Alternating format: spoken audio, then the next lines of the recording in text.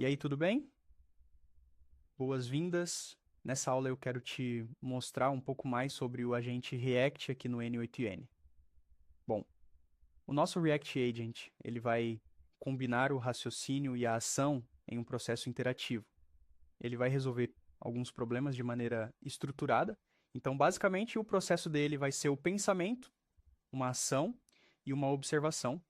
Ele vai ter uma característica parecida com a gente que vai planejar e executar. Porém, aqui no React, nós vamos ter uma ação mais breve. Na prática, esse tipo de agente é interessante quando você precisa de algum output específico, então ele sempre vai conferir para ver se ele realmente formatou. Lembrando que esse tipo de agente, ele já não é o melhor para usar diretamente com ferramentas externas e eu vou te mostrar. Bom, aqui eu vou adicionar então um agente, e esse agente agora vai ser do tipo React, e nós podemos deixar aqui o prompt diretamente do node anterior. Bom, veja que esse tipo de agente não trabalha com nenhum tipo de memória. Ele só vai ter um modelo e ele pode ter ferramenta. Então eu vou trabalhar aqui com o OpenAI. Eu vou escolher a minha credencial e eu vou escolher o modelo quarto.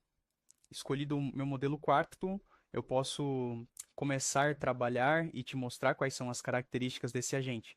Se eu trouxer aqui uma ferramenta de forma direta, como, por exemplo, o Google Sheets, eu posso fazer o meu credenciamento. Então, vou escolher aqui o meu credenciamento. Eu vou escolher a minha base que nós temos utilizado. Então, eu vou colocar aqui métricas, exemplo.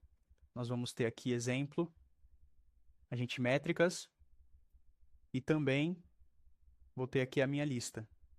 Bom, feito isso, eu poderia vir aqui, eu vou salvar, vou trabalhar com o chat e eu vou perguntar: quais são os melhores criativos? Eu vou fazer essa pergunta para o agente. Vamos aguardar então a resposta e veja que ele vai fazer aqui uma execução sem chamar o Google Sheets, tá? Então ele vai te trazer uma resposta sem trazer diretamente a chamada do Google Sheets. E se você avaliar qual foi a ação desse nosso agente, bom, ele deu a preferência para trabalhar com a inteligência da OpenAI, porém, com um comando já feito aqui em sistema, que é exatamente assim que esse agente vai trabalhar. Ele já vai vir pré-moldado através de um prompt de sistema de React, que é um algoritmo por trás, e ele não vai dar preferência para trabalhar com a sua ferramenta externa.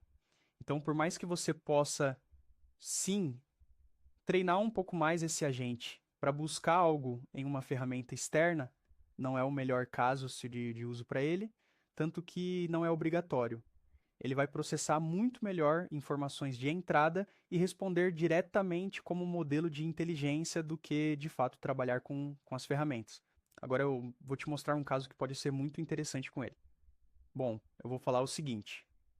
Eu vou trazer aqui um prompt abaixo e eu vou falar: você é um especialista em ideias de nomes para infoprodutos. Os nomes devem ser atrativos, e aqui eu poderia trazer, né, um prompt ainda mais elaborado, e eu vou trazer o chat input como: faça de 10 ideias de nome para, dois pontos, e eu vou trazer aqui o meu chat input. Então, se eu vou vir aqui no chat e eu vou colocar inteligência artificial.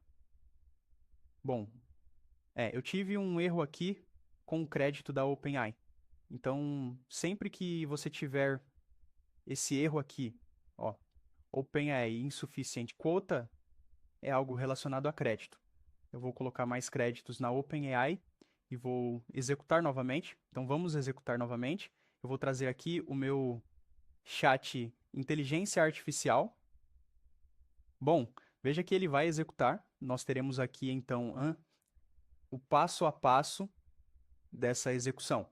E bom, nós podemos ver aqui no log desse agente, clicando aqui em logs, qual foi a linha de raciocínio. Primeiro, ele pegou a minha pergunta como uma question. Fica ainda mais fácil se você visualizar aqui em raw.json. Bom, veja que ele vai ter aqui um question. Você é um especialista em ideias? que foi exatamente o que eu passei.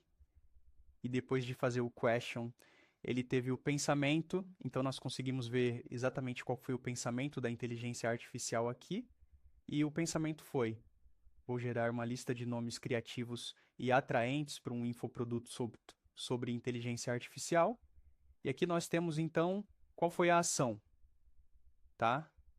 Então, ele sempre vai ter uma pergunta. Ele vai ter um pensamento, ele vai ter uma reação aqui. E aí nós temos exatamente essa lista. Veja aqui, como output nós temos um item, tá? E nós podemos também formatar esse output dentro do agente. Então veja que nós temos aqui a opção de fazer a opção de require, ou seja, você quer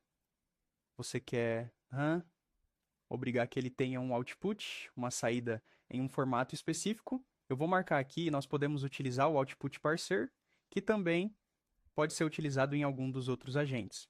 Então eu vou clicar aqui em item list output parser. Bom, aqui nós vamos transformar essa resposta em uma saída em lista.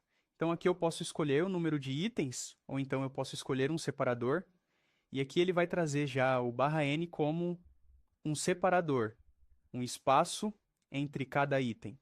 Eu vou executar novamente aqui o agente. Veja que agora ele vai chamar o listen, o item list de output parser, e nós temos agora um output com 0, 1, 2, 3, 4 em forma de lista. Então, se você trouxer, por exemplo, um node split out depois dessa nossa saída, nós teremos mais facilidade para separar todos esses itens. Eu vou somente arrastar aqui o output. Então, eu vou arrastar o output, eu vou clicar em test step e ele já vai me devolver todos esses itens de forma separada. Ou seja, eu poderia colocar os 10 itens separados em linhas diferentes de uma tabela, isso me ajudaria muito. Esse tipo de agente vai ser bem interessante também para trabalhar com as formatações de output.